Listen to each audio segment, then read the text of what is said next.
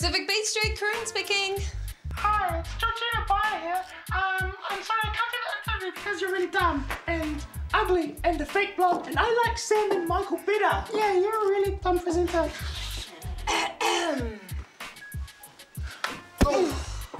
From these two losers to one of the country's winners. Georgina, I'm coming, girl. Good. Are you still there? Hello? Georgina Beyer is an extraordinary woman. She's defied all odds, broken down barriers and slammed stereotypes. She's gone from George to Georgina, from street worker to government worker, and from drag queen to meeting the queen. Let's find out more about that amazing journey.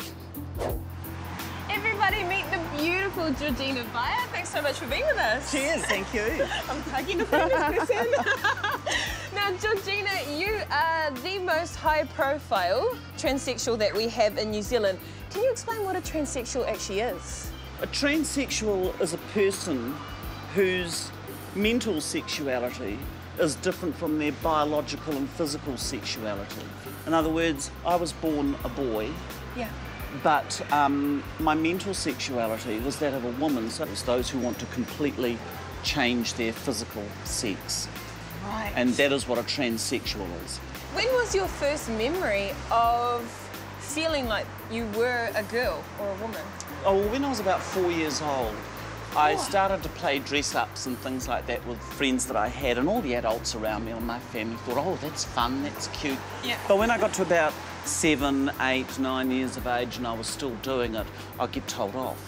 Get that stuff off, you know, stop being a little pufter and all of that sort of thing. So I soon learnt that it wasn't safe for me to do this. So I toned down that behaviour just so that I could comply with society. Yeah. Now, Georgina, you started life off as George. When did you become Georgina? I was 16 going on 17, and I had become involved with some people who worked in the nightlife scene in Wellington, and that was when I very first discovered transsexuality. I'd found my nirvana. Oh, I can be the woman I must be. And Georgina, what are relationships like for you? If you're trying to ask me about... You know, when girls catch up over coffee. It's all about the boys. About the boys in my life. Yeah. Take a sip and then tell me, girl. There's been one or two. Unfortunately, I've never been able to have a long-term sustained relationship, and maybe I'm a little bit afraid to open my heart up that much. You know, in some respects, I give a lot. Like this interview now, I'll give an awful lot of myself for the general consumption of the public, because I feel it's important that I might be able to shed a bit more light and understanding on my particular minority and example. So who knows? Who knows? You got a name? Have you got a name? You just haven't found the right man yet, I reckon. Yeah. We might be dangerous together if we're out looking. So. Georgina, a big segment of your life is your political career. Can you tell us a little bit about that? Yeah, in the early 1990s, I was involved with the Carterton Community Centre. That's where Georgina the advocate started to emerge, and people encouraged me to run in the 1992 local body elections, and that's how I got into local government. In 1995, I was encouraged to run for the mayoralty. And you won?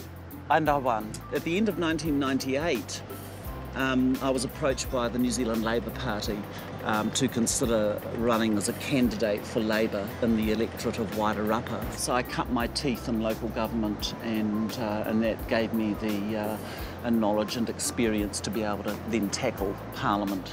This was a historic moment because I'm the first transsexual in the world to have been elected to a Parliament.